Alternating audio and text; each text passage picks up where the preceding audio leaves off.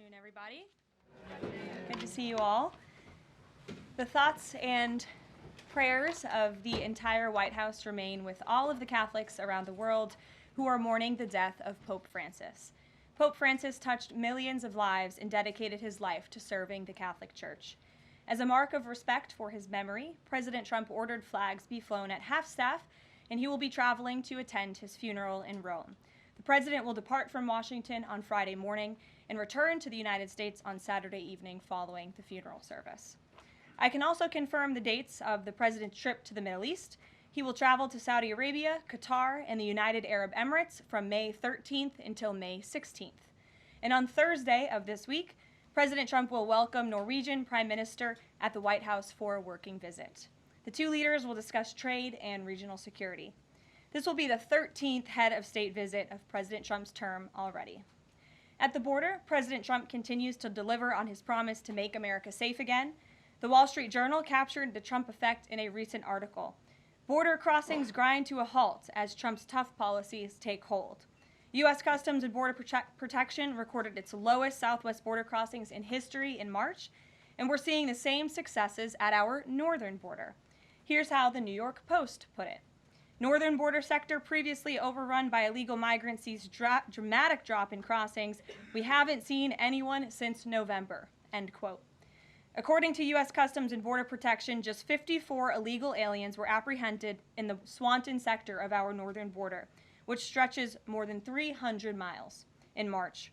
This is a drastic 95% drop from the more than 1,000 border crossings that were caught in March 2024.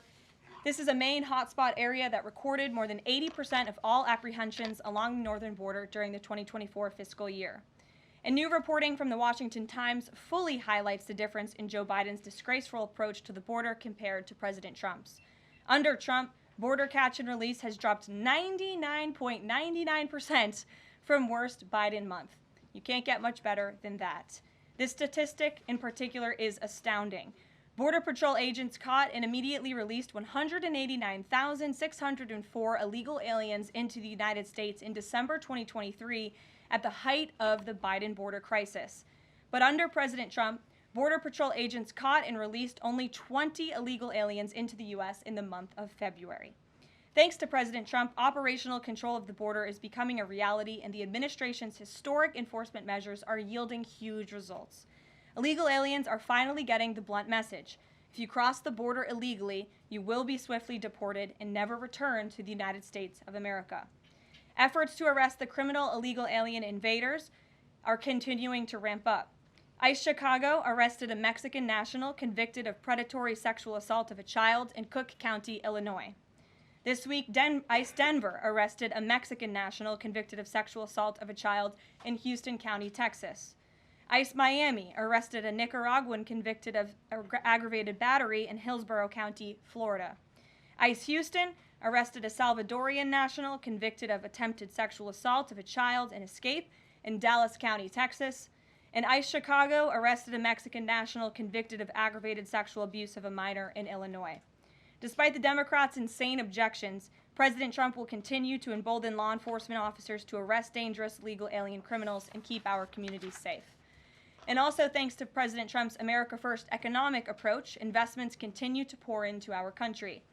Swiss pharmaceuticals company announced they will be investing $50 billion in the United States over the next 5 years, creating 12,000 new quality jobs.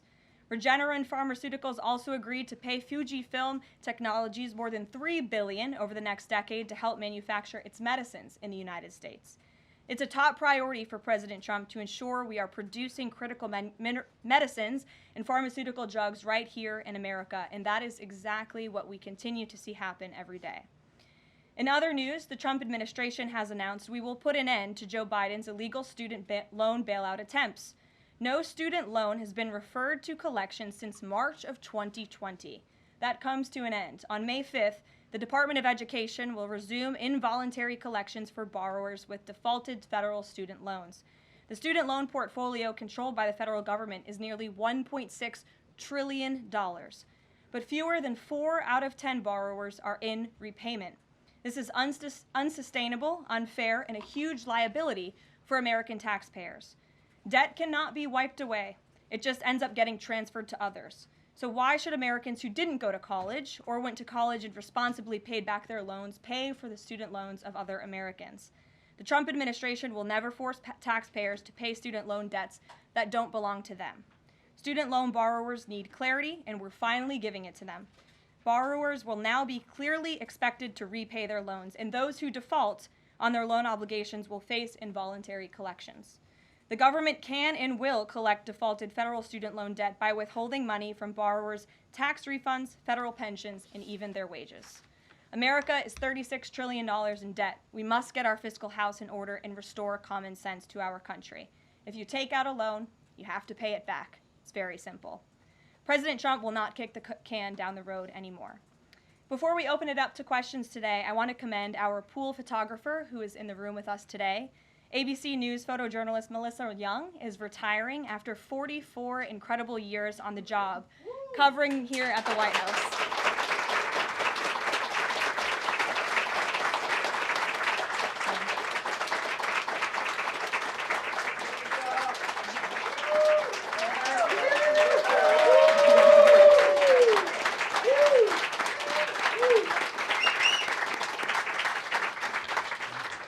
Melissa, congratulations. You have the largest round of applause I've ever heard in this room. So there's something we can all agree on, and you've had an incredible career here covering the White House. So congratulations to you, and we hope you enjoy retirement. I'm sure you will. And everybody else in the room will be very jealous of you as you're enjoying your rest.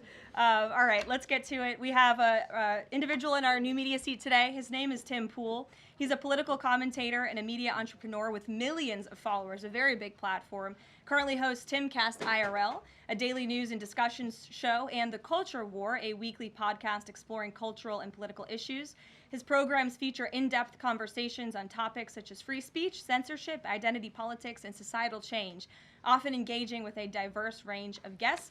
He's in Washington today because we are also hosting a local media row across the street in the Eisenhower building, which is a testament to our commitment to bring new voices into the White House to cover the president and this administration. So Tim, why don't you kick us off today? Yes. Many of the news organizations that are represented in this room have marched in lockstep on false narratives, such as the Very Fine People hoax, the Covington smear, and now what's being called the Maryland Man hoax, where an MS-13 gang member adjudicated by two different judges, I believe, is just simply being referred to as a Maryland man over and over again. Now, in an effort from the White House to expand access to new companies, you've created this new media seat. So I'm wondering if you can comment on following this expansion, you've had numerous outlets disparage the companies that you've had sit here, as well as the reporters. I'm wondering if you could comment on that unprofessional behavior, as well as elaborate if there's any plans to expand access to new companies. Sure. Well, we certainly welcome diverse viewpoints in this room, which is one of the reasons we have you in here, and there's many new faces in this room in comparison to the previous administrations.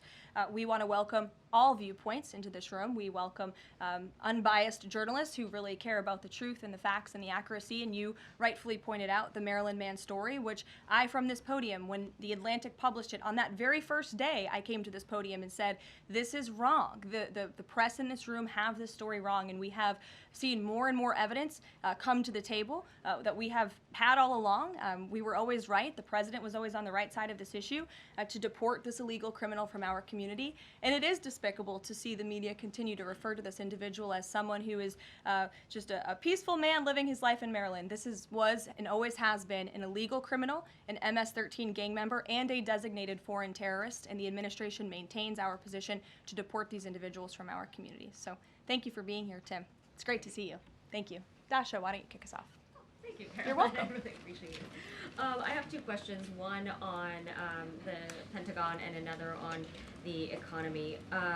You said on Fox News that the entire Pentagon is working against Secretary Hegseth, but the people who were fired were Hegseth's own guys. So how do you square that, and what do you say to concerns that that's bad management? They were Pentagon employees who leaked against their boss to news agencies in this room, and it's been clear since day one from this administration that we are not going to tolerate individuals who leak to the mainstream media, particularly when it comes to sensitive information. And the Secretary of Defense is doing a tremendous job, and he is bringing monumental change to the Pentagon. And there's a lot of people in this city who reject monumental change, and I think, frankly, that's why we've seen a smear campaign against the Secretary of Defense since the moment that President Trump announced his nomination before the United States Senate. Let me reiterate, the president stands strongly behind Secretary Hegseth in the change that he is bringing to the Pentagon, and the results that he's achieved thus far speak for themselves. Is there an FBI investigation into the leaks? The secretary said that these people would be prosecuted, so is the FBI investigating? You'd have to ask the FBI, you have to ask the Department of Justice on what they plan to do, but certainly we take leaks with the utmost seriously across this administration. You've seen people fired from the Department of Homeland Security. The president has made it clear it's an unacceptable behavior. And on the economy, Caroline, Peter Navarro said that it's perfectly possible to do 90 deals in 90 days. We haven't seen one just yet. How soon might we see a deal, and what evidence can you share that progress is being made in these trade negotiations? Sure. Well, I spoke to our entire trade team this morning. There is a lot of progress being made. We now have 18 proposals on paper that have been brought to the trade team. Again, these are proposals on paper that countries have proposed to the Trump administration and to our government. You have Secretary Bessent, Secretary Lutnick, Ambassador Greer, NEC Director Hassett, and Peter Navarro, the entire trade team, meeting with 34 countries this week alone. We are moving at Trump speed to ensure these deals are made on behalf of the American worker and the American people. And just yesterday, it seemed to get a little bit lost in the news, and I think it's a disservice to the American public that it did. The Vice President announced terms of reference for a trade deal with India. That is a big deal. We know when we look at the numbers, the monetary trade barriers and the non-monetary trade barriers from India, they have been ripping off the United States and American workers for a very long time. So the fact that the Vice President with Prime Minister Modi on that trip in India announced these terms of reference, which is essentially a framework to move the ball forward to sign a good trade deal between our two nations, is great progress, and it speaks to the work ethic and the real labor that's being put into this effort by the president's trade team. Sure.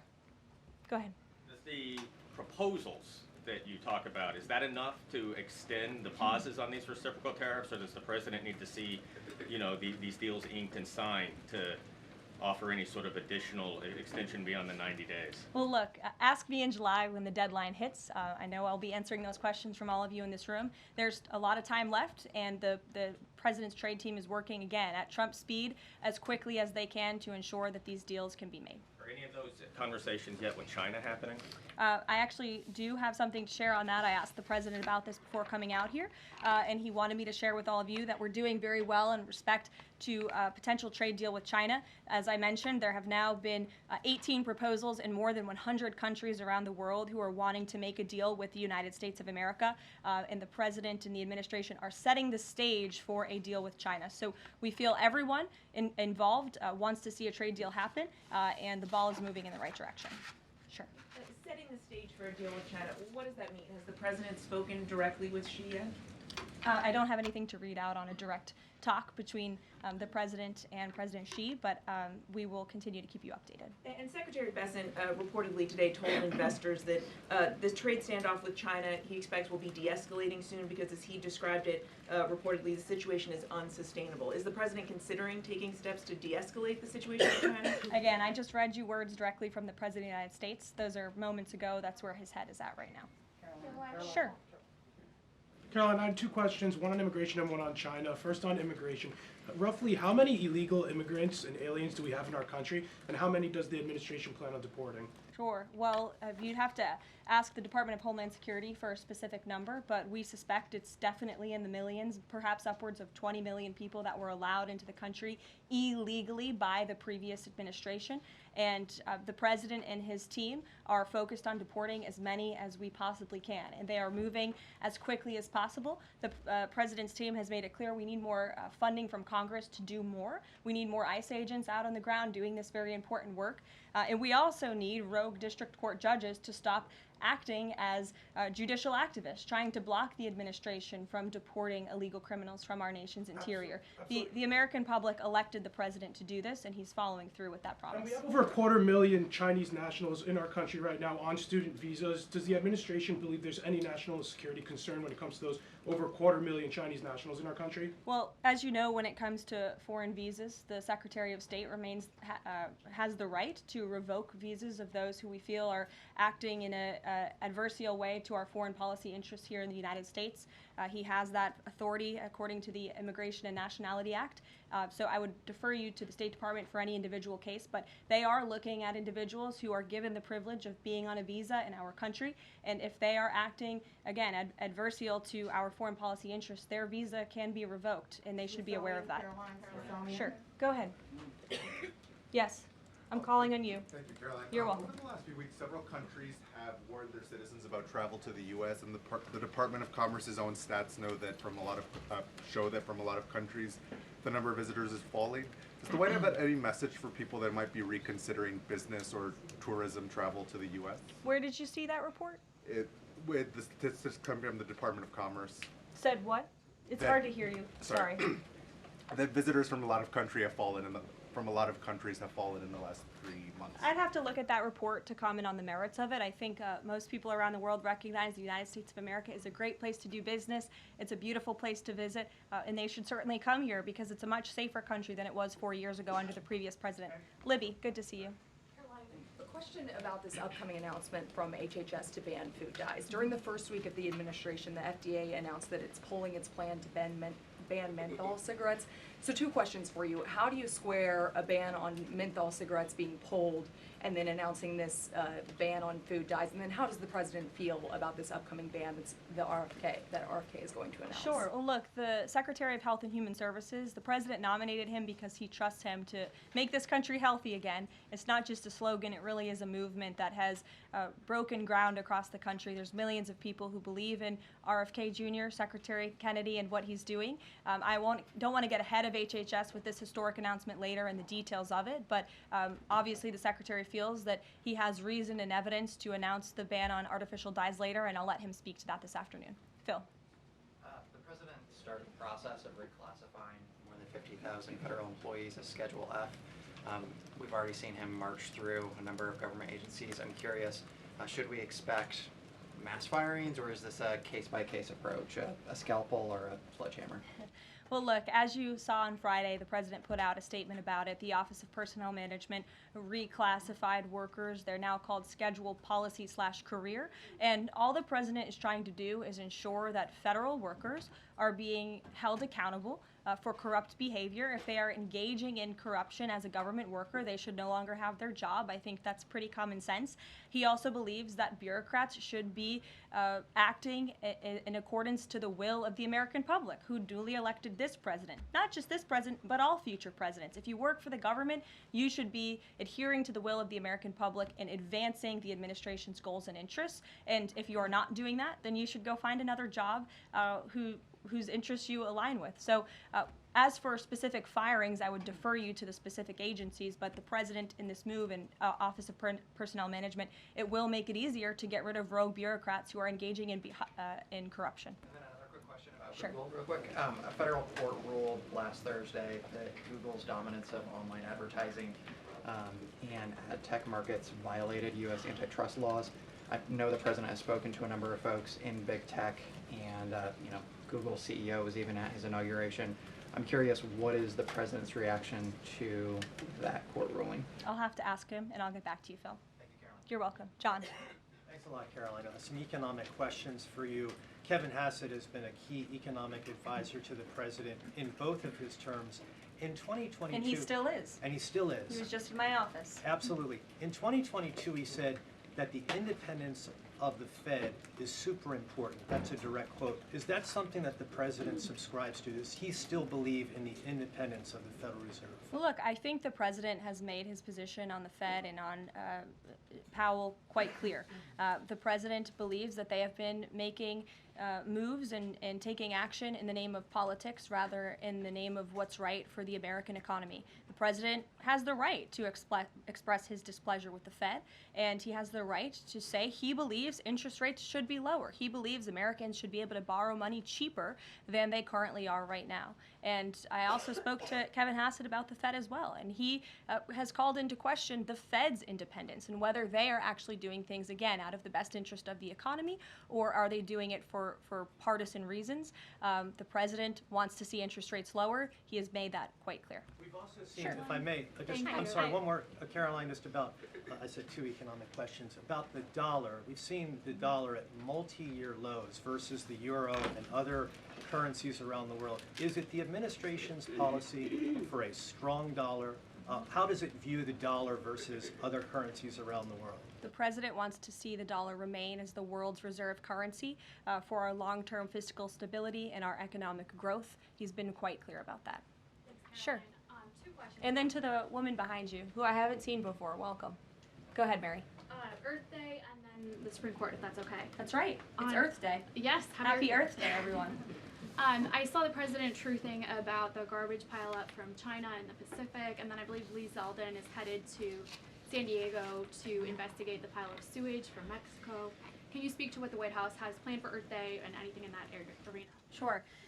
I do have points from the EPA. Administrator Zeldin's doing a fantastic job, and they are always sharing their accomplishments with the White House, which we very much appreciate. He will be traveling. I believe he's in California today for sewage situation. Here you go. Administrator Zeldin met with his Mexican counterpart to discuss steps Mexico needs to take to ensure the water entering the United States is clean and safe. And he's holding a press conference in San Diego today with elected officials and local stakeholders on the Tijuana River sewage crisis. I would also add from the president himself, he has always maintained he wants America to have the cleanest air and the cleanest water. And we want to do what's right for our environment and for our earth. And a lot of that is making sure that we have clean and sustainable energy, and we know that we produce natural gas cleaner and more efficiently than any country in this world, and the president wants to see that continue. Thank you. And then on the Supreme Court, I know the court is hearing a case dealing with parents who don't want their kids having to read gender ideology books in schools. Can you comment on that case and what the Trump administration hopes to see come from that? Sure. We hope the Supreme Court will do the right thing, and the president has been very clear. He stands on the side of parental rights, and he believes strongly that parents should have a greater say in their children's education and the content, if you will, that children are being exposed to in our public school system. Sure. Go ahead. Caroline, thank you. Hi. I'm Karoline Leavitt with World News Group. The administration ended some temporary protections for Afghans, including several hundred Christians who have been punished by the Taliban. Is the president considering any exceptions for Afghans who could face death or torture if they return to their home country? So let's just be clear about one thing. We didn't end that proactively. It expired, and it's because the previous administration illegally paroled millions of people, or hundreds of thousands of people, I'm sorry, into the country, and then gave them temporary protective status, which again is a temporary status. It's not a permanent status in this country. And if there are individuals here who came in through the Biden administration who want to claim asylum, there is a legal process to do that, and those cases will be adjudicated by a judge on a case-by-case basis. We have a legal immigration process in this country for a reason, and all this administration is trying to do is effectuate that. Reagan. Thank you, Caroline. I have two questions for you Sure. on immigration.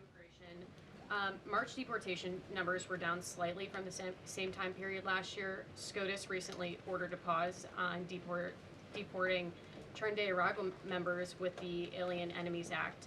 I'm curious what other tools the administration is looking at to boost those deportation numbers. Sure.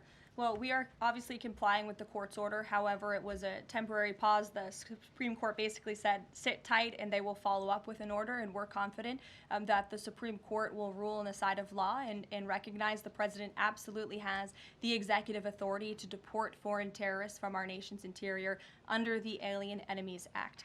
We feel very strongly about that, and we're confident the courts will side with the president and his executive authority. As for deportations, we continue to deport illegal criminals under Title VIII, which is an immigration authority given to our Border Patrol agents and the Department of Homeland Security to deport illegal criminals from this country. And the administration continues to do that at record speed as quickly as they can with the resources that they have. The DOJ recently dropped charges against the MS-13 leader caught in Woodbridge, Virginia, with the idea that this will expedite the deportation process.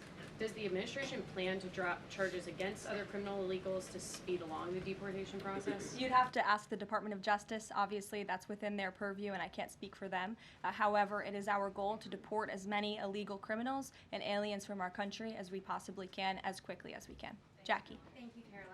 We've heard so much about this Saudi trip planning, and the president's mentioned it himself before, but I don't think we've ever heard on the record what he hopes to achieve in Saudi Arabia and what the purpose of the trip is. Sure. Well, the president looks forward to this. It was supposed to be his first foreign visit, but of course now he is going to Rome this weekend to honor the Pope and attend the funeral. The president looks to strengthen the ties between the United States and these countries in which he will be visiting. He'll be having many bilateral meetings and talks, and we look forward to the trip and hope to see many of you there. And the meetings in London this week, do they have any nexus with the plans in Saudi Arabia? I can't speak to that.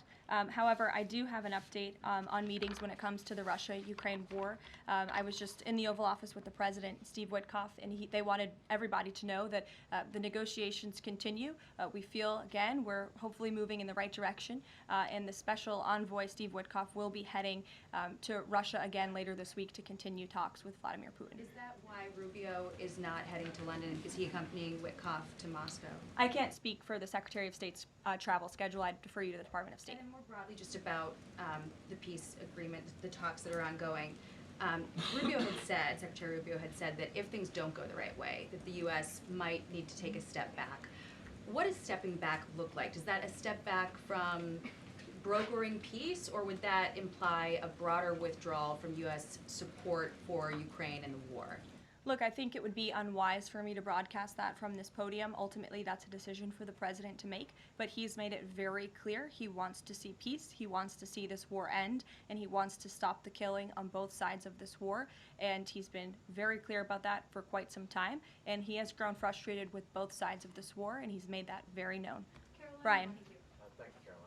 Last week, the president talked about nonprofit groups, specifically taking on crew, and he hinted that there could be further actions taken against nonprofits. Does the White House have any plans for any sort of actions against NGOs, nonprofits, or other similar groups? Is any of that coming up? Is that being worked on at this time? I'll have to check in with our policy team and get back to you. Sure. Thank you, Caroline. Travis Gilmore with the Epoch Times.